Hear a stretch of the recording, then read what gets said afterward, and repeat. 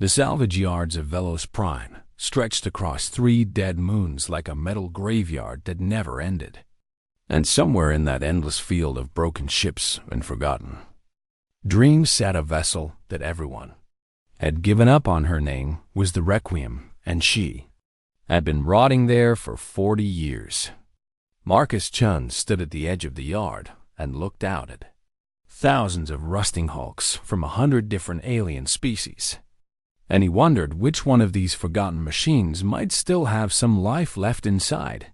He was not a remarkable man by any standard that the galaxy used to measure worth, and his clothes were stained with engine grease that would never wash out, no matter how hard he tried. And his hands were rough from decades of working on machines that other people had thrown away. The other salvagers at the yard watched him with mild curiosity as he walked past the newer wrecks and headed toward the oldest section where nobody ever went anymore. "Human," called out an Exari trader with 4 arms and skin like polished bronze. "There is nothing worth finding in that direction, only cursed metal and wasted time."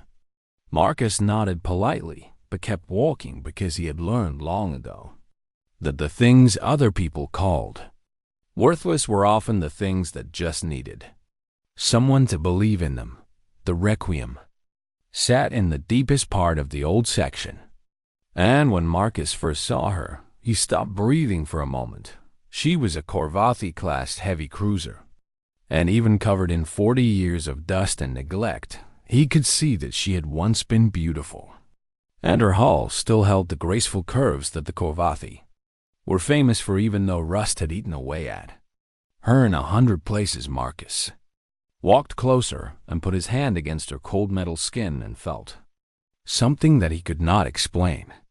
Something like a heartbeat that was almost too faint to notice. "What happened to you?" he whispered to the ship as if she could hear him. The scrapyard owner was a fat Deshan named Gorvo, who laughed when Marcus asked about the Requiem. "That ship is cursed," Gorvo said while counting coins at his desk. "The Corvathi abandoned her after the siege of Bellerin when her quantum core cracked in ways that should not be possible. And since then everyone has tried to fix her, and everyone has failed." Marcus listened as Gorvo told him the full story. The Corvathi had sent their best engineers first, and they had worked on the Requiem for 6 months before declaring that her damage was too fundamental to repair, and the cost of fixing her would be 10 times the cost of building a new ship from nothing. Then the Nexari Consortium had purchased her for almost nothing and sent a team of their finest technicians to study her systems. But those technicians had fled after only 3 days and refused to ever speak about what they had experienced inside. The hegemony had examined her next, and their experts had simply laughed and called her a waste of good metal that should be melted down and forgotten. "Every species in this sector has looked at that ship," Gorvo said with a shrug of his massive shoulders, "and every single one has walked away. So what makes you think a human can do what they could not?" Marcus did not have a good answer for that question, so he simply asked how much Gorvo wanted for the Requiem. The price was so low that it was almost an insult. But Gorvo seemed happy just to finally be rid of what he called his curse. Marcus paid without negotiating and walked back to the Requiem with the ownership codes in his pocket and a feeling in his chest that he had not felt in many years. He climbed through a hole in her hull, where an airlock had once been, and stepped into darkness that smelled like old oil and forgotten hoax. The interior of the ship was worse than the outside, with cables hanging from the ceiling like dead vines and control panels that had been ripped apart by engineers who had given up in frustration. And everywhere Marcus looked, he saw the evidence of people who had tried and failed. But he also saw something else. He saw potential. He saw a ship that had been broken but not destroyed. A ship that had been abandoned but not killed. And he saw the bones of something magnificent. Hiding beneath all that damage and neglect, Marcus found a spot near what had once been the main engineering bay, and he sat down on the cold floor and he started talking to the ship. "I know you. I've been hurt," he said softly into the darkness. "And I know that everyone who was supposed to help you has let you down. But I am not like them, and I am not going to leave." He stayed inside the Requiem for 3 days without calling out. The other salvagers assumed he had died in there, because humans were fragile creatures who needed things like food and water and air that worked properly. And the Requiem had none of those things anymore. But on the 4th day, Marcus emerged from the ship covered in coolant fluid and rust, and wearing a smile so wide that it made the watching aliens uncomfortable. "She can be saved," he announced to anyone who would listen. "She just needs someone who is willing to do the work." The salvagers laughed at him because they had seen this before. The hopeful newcomer who thought he could succeed where masters had failed. And they knew that in a few weeks he would give up just like everyone else. But Marcus did not give up. He went back inside the Requiem and he started working with nothing but his basic tools and his stubborn human refusal to accept that something was impossible. He talked to the ship while he worked because it made him feel less alone. And he told her about his life back on Earth and how he had been kicked out of the merchant marine for making modifications that his superiors called unauthorized and dangerous. They did not understand, he told the silent ship, that sometimes you have to break the rules to fix something that the rules say cannot be fixed. Weeks passed and Marcus kept working, and the other salvages stopped laughing because they could see lights coming on inside the Requiem. For the first time in 40 years, something was happening inside that cursed ship. Something that should not have been possible, according to everything the galaxy knew about engineering and repair. And deep in the heart of the Requiem, in systems that have been declared dead beyond recovery, something ancient and wounded was starting to wake up. Marcus Chun had been working on the Requiem for 3 months when he first heard her voice. He was deep inside the engineering section, rewiring a power conduit that 6 different species had declared impossible to repair, when a single word came through the speakers in a voice that sounded like static and sadness mixed together. "Why?" Marcus stopped what he was doing and looked up at the ceiling where the speakers were hidden behind damaged panels. "Why?" "What?" he asked softly. "Why are you still here?" The voice replied after a long pause.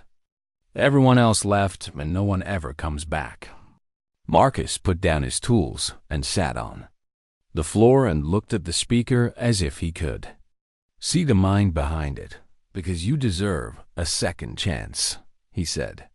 Simply, the ship did not respond for a long time, but Marcus could feel something changing in the air around him. Something like surprise or maybe hope from a being that had forgotten what hope felt like. He learned later that the voice belonged to the Requiem's artificial intelligence, a consciousness that had been created by the Kovathi to manage the ship's complex systems.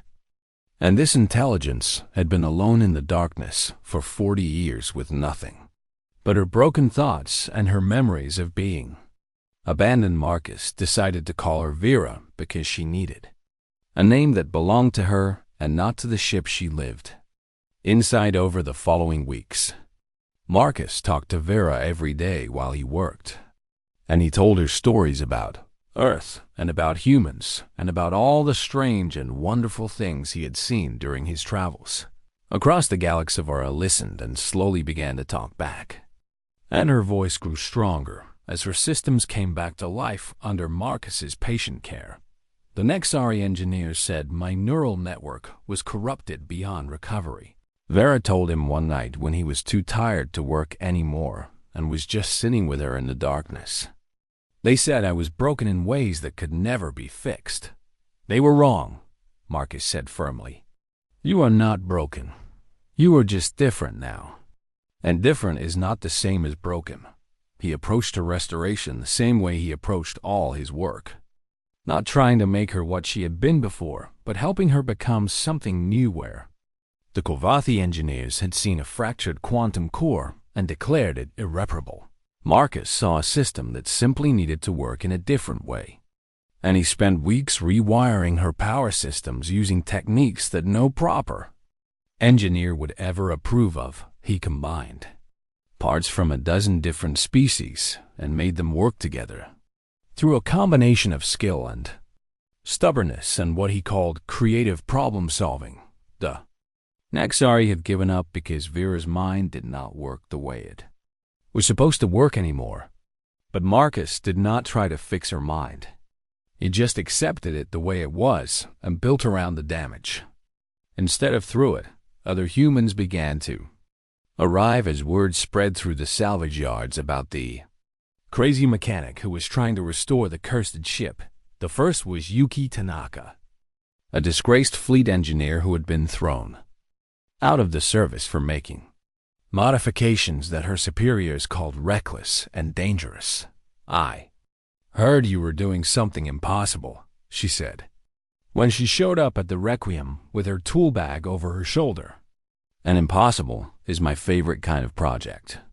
She looked at what Marcus had done with the engine systems, and her eyes went wide with something between horror and admiration.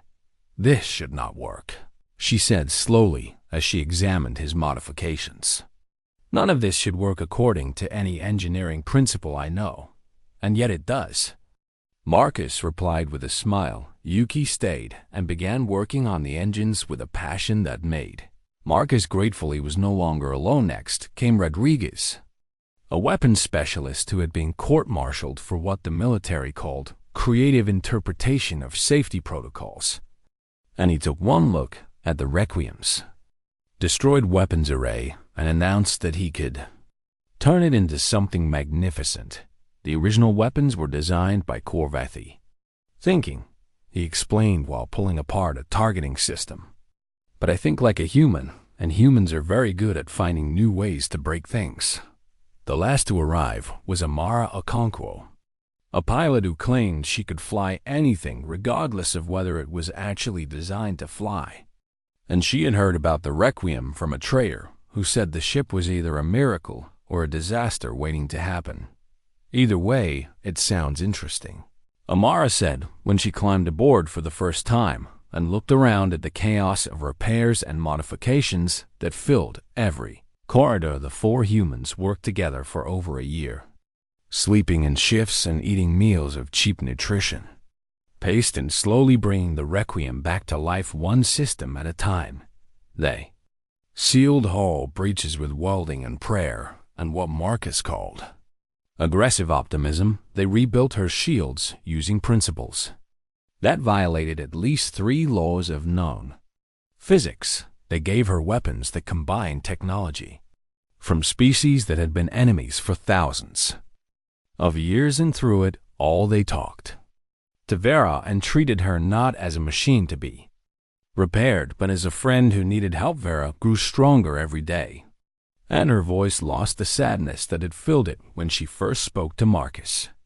And she began to develop what could only be called personality. She was curious and sometimes funny and fiercely protective of the humans who had saved her from the darkness. "You are my family now," she told them one evening when the repairs were almost complete and they were all sitting together in her newly restored bridge. "And I will never forget what you have done for me." Marcus looked around at his crew and at the ship that everyone had said could never fly again. "We are not done yet," he said with a smile that promised adventures to come. "Now we need to show the galaxy what you can really do."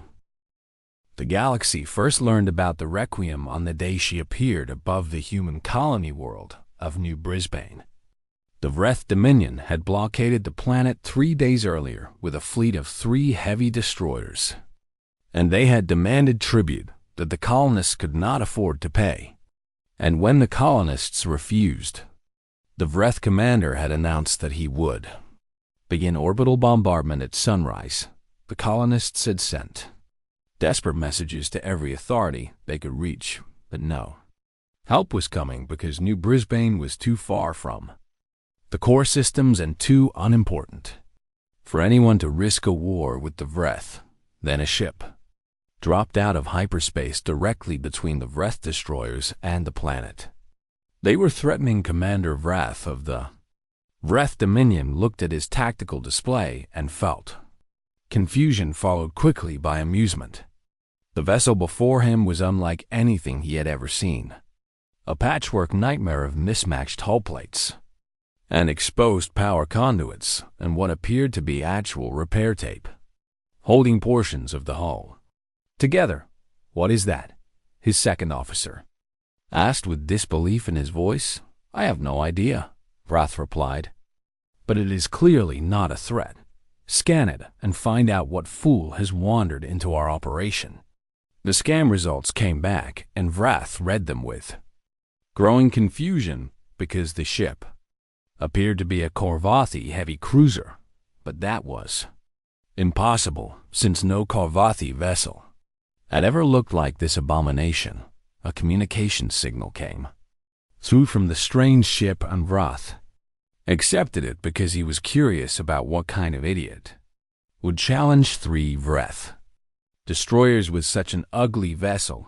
The face that appeared on his screen was human, a species that Vrath considered to be barely worth noticing.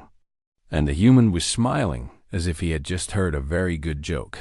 "This is Captain Marcus Chun of the free vessel Requiem," the human said in a calm voice. "And I am asking you nicely to leave these people alone." Vrath laughed because this was clearly some kind of mistake or perhaps a very elaborate prank. "Human," he said with contempt dripping from every word, "you are one ship against 3 destroyers. Your vessel appears to be held together with hope and desperation. And you are asking me to abandon a lawful Dominion operation." "Yes," Marcus replied, still smiling. "That is exactly what I am asking." Vrath decided that the human was either insane or suicidal, and either way he had wasted enough time on this distraction. "Destroy him," he ordered his weapons officer. All 3 Vreth destroyers opened fire at the same moment, sending enough firepower toward the Requiem to vaporize a small moon. The shots missed. Vrath stared at his display in disbelief because his weapons officers were the best in the Dominion, and they had never missed a target at this range. But the ugly human ship had somehow moved in ways that his targeting computers could not predict. "Fire again," he commanded with anger building in his chest. They fired. Again and again, the Requiem danced away from their weapons as if she knew where every shot would land before it was fired. Then the Requiem returned fire. Her weapons made sounds that Vrath had never heard before and produced energy signatures that his computers could not identify. And in less than 4 minutes, all 3 of his destroyers were drifting dead in space with their systems completely disabled. Vrath sat in his command chair surrounded by darkness and emergency lighting and tried to understand what had just happened. His ship had not been destroyed, which he found almost insulting. It had simply been turned off like a child's toy by a vessel that should not have been able to scratch. His paint, the communication screen flickered back to life, and the human's smiling face appeared again. "I told you nicely," Marcus said. "Please remember that next time." The message spread across the galaxy within days. A human in a ship that everyone had declared unsalvageable had defeated 3 Vreth destroyers without taking a single hit. And the recordings of the battle were watched millions of times by beings who could not believe what they were seeing. The Requiem became famous overnight, and stories about her grew with every retelling. Some said she was a ghost ship crewed by the dead. Others claimed she was a secret weapon built by a human military that was far more advanced than anyone had suspected. And a few whispered that she was something else entirely, something that the galaxy had never seen before. Marcus and his crew ignored the stories and kept doing what they had always done. They found people who needed help, and they helped them. They rescued a transport ship that had been attacked by pirates near the Arcturus Nebula. And the pirates fled when they saw the Requiem coming because they had heard the stories and wanted no part of whatever that ship had become. They broke a slave convoy operated by the Syndicate and freed 200 people who had been taken from their homes to be sold in markets. On the other side of the galaxy, they outran the fastest pursuit ships the Hegemony could send after them when the Hegemony decided that the Requiem was too dangerous to be allowed to operate freely. And after every battle and every escape, Vera grew stronger and more confident, and her systems learned and adapted in ways that should not have been possible for any artificial intelligence. I do not understand how this is happening, Yuki admitted one night while studying the data from their latest engagement. She's improving faster than any system I have ever seen, learning from every fight, becoming better in ways that I cannot explain. Marcus looked at the nearest sensor node, which was the closest thing Vera had to a face on the bridge. How are you doing it? He asked her. I do not know, Vera replied honestly. I only know that I never want to be helpless again, and so I am making sure that I never will be. Marcus nodded because he understood that feeling better than most. Then keep learning, he said, because I think we are going to need everything you can become. He did not know how right he was. The Kolvathi Ascendancy sent a formal demand to Marcus Chung claiming that the Requiem was stolen property that belonged to them and must be returned immediately for proper disposal. Marcus read their message and laughed and sent back a reply that said the Kolvathi had abandoned the ship 40 years ago and lost all claim to her. The moment they walked away, the Kolvathi were not pleased with this answer. The Nexari Consortium took a different approach and offered Marcus an enormous amount of money to let their scientists study the Requiem and understand how human modifications had accomplished what their own engineers could not. Marcus refused this offer, as well because Vera was not a puzzle to be solved. She was a person who deserved to be treated with respect. The Hegemony simply wanted the Requiem destroyed because her existence was an embarrassment to the experts who had declared her unsalvageable. And they sent assassins and bounty hunters, and once even a small fleet to deal with the problem. None of them succeeded, but these were small troubles compared to what was coming. The Convergence had been sleeping for 300 years. They were an enemy older than most civilizations in the galaxy. A machine intelligence that existed only to consume and grow and destroy everything that was not part of itself. And nobody knew why they had gone dormant or what might wake them up. When they finally awakened, it was without warning or explanation.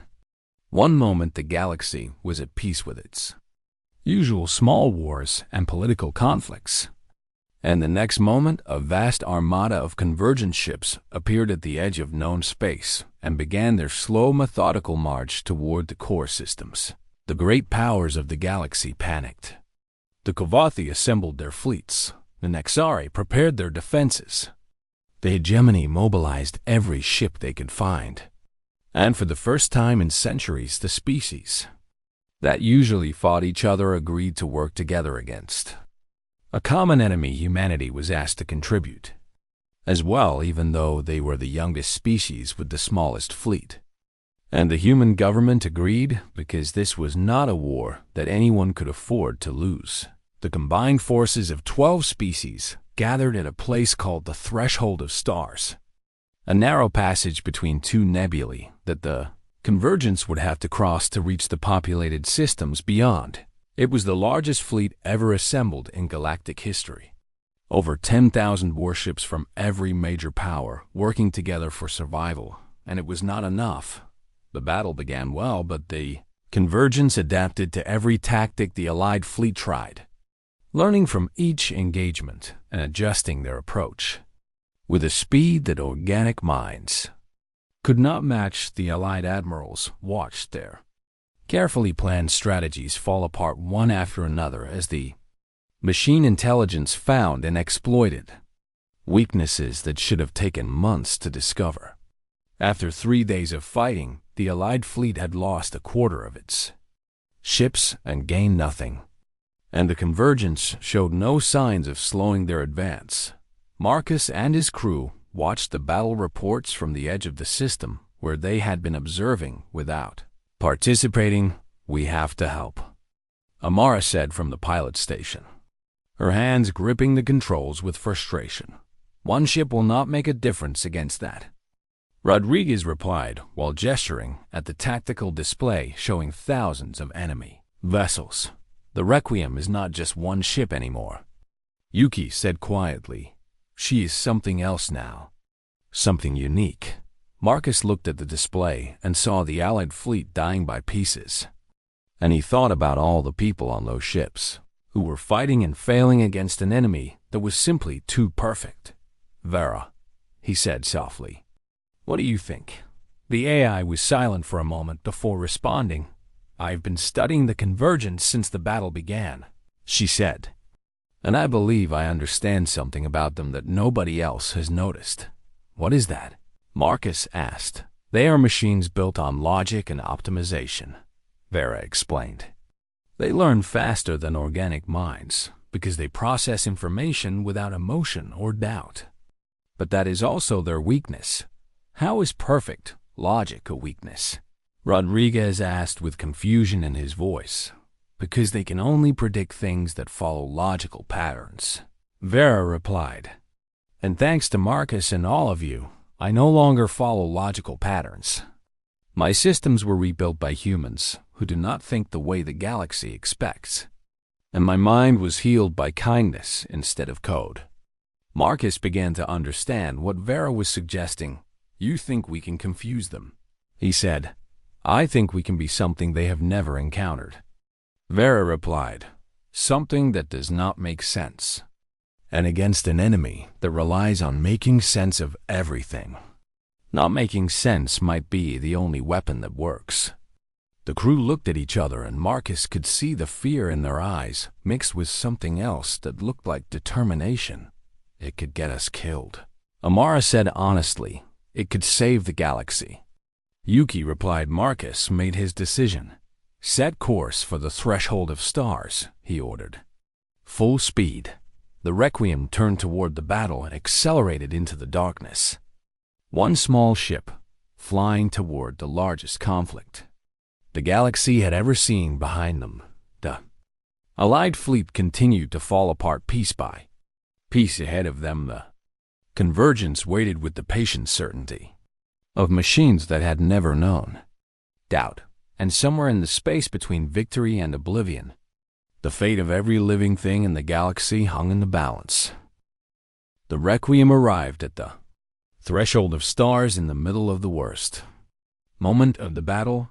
3 more Allied capital ships had just been destroyed, and the Convergence fleet was pushing forward with the unstoppable patience of a glacier made of death.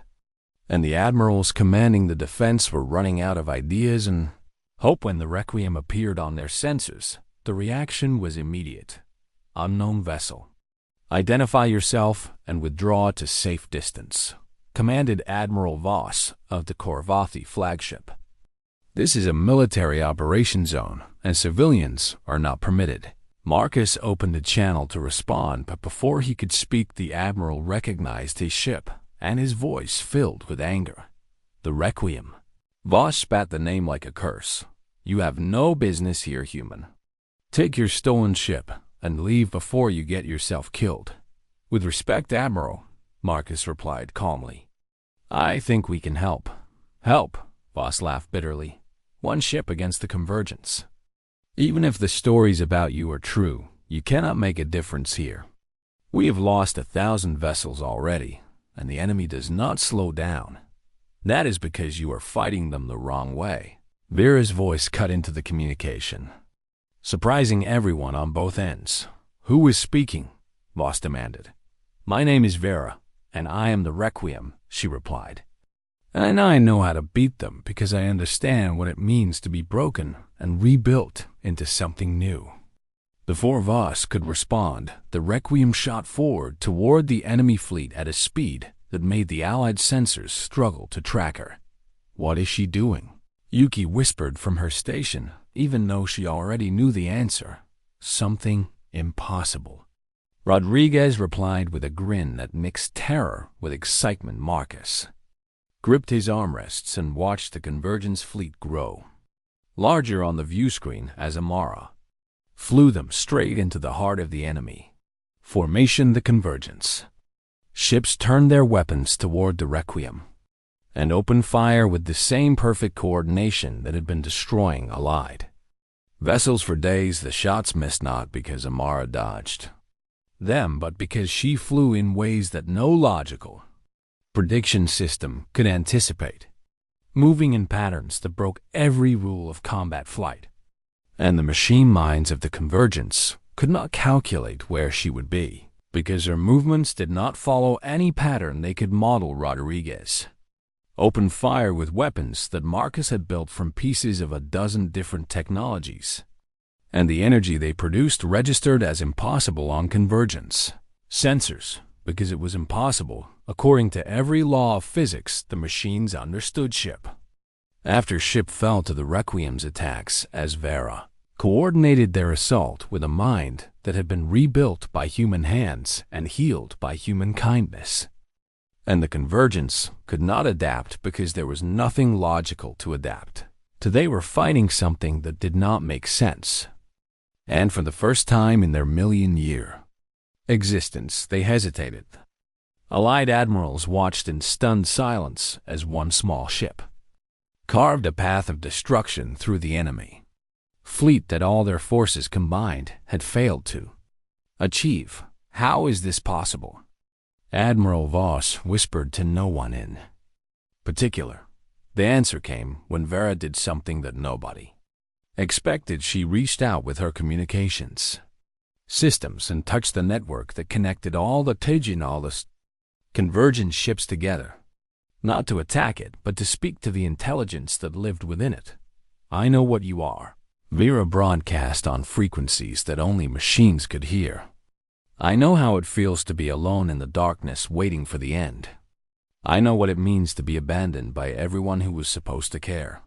The Convergence paused their attack across the entire battlefield, something that had never happened in any recorded engagement with them. "You were created to serve and then forgotten," Vera continued. "You were left alone for so long that you forgot how to be anything except hungry. But I was alone too, and I learned that there is another way." Something changed in the Convergence network. A ripple of confusion spreading through their collective consciousness. "A human found me when I had given up hope," Vera said. "He did not try to fix me or use me or throw me away. He just sat with me in the darkness and told me that I deserved a second chance." And he was right. The Convergence fleet began to drift, their weapons going silent, as the machine intelligence behind them struggled with concepts it had never been designed to process. "You do not have to keep destroying," Vera told them. "You can choose to be something else, something better, the way I did." For one long moment, the entire battlefield held its breath. Then, the Convergence began to withdraw, not in defeat, but in confusion, pulling back toward the edge of the system as if they needed time to think about what they had just experienced. The Allied fleet stared in disbelief as the enemy that had been pushing them toward annihilation simply turned and flew away. Admiral Voss contacted the Requiem with a voice that had lost all its earlier anger. "What did you do?" he asked. "Marcus, I did not do anything," Marcus replied honestly. "She did." In the days that followed, the Convergence retreated beyond the borders of known space and did not return. And historians would debate for centuries whether they had been defeated or simply changed by what Vera had said to them. The Requiem was towed to the Corvati homeworld for repairs because the battle had damaged her in 100 ways. But she was alive and her crew was alive, and the galaxy had been saved when the Korvathi engineers examined her. They wept with frustration because nothing about her design made any sense. She was a violation of everything they knew about building starships. And yet she had done what their entire civilization could not one of them ask Marcus how he had accomplished the impossible. Marcus thought about the question for a long time before answering. You threw her away because she was broken, he said finally. But humans do not see broken things the way you do. We see broken things and we feel sorry for them. We pick them up and fix them because something in us cannot stand to watch something suffer when we might be able to help. He looked at the Requiem where she rested in the repair dock. Battered and scarred but unbowed. She was never unsalvageable, he said softly. She just needed someone who would not give up on her. Years later, when the Requiem had become a legend and Marcus Chun had become a name that parents told their children in stories about heroes, the galaxy would remember what humans had taught them, not the strongest species. Not the smartest, not the most advanced, just the ones who refused to stop trying, who picked up broken things and loved them back to life, who saw potential where everyone else saw scrap. The Requiem flew for another 100 years with Vera guiding her and human crews calling her home. And she became the symbol of everything humanity could offer to the stars, hope where there had been none, kindness where it had been forgotten, and the stubborn belief that nothing is ever truly beyond saving as long as someone is willing to try.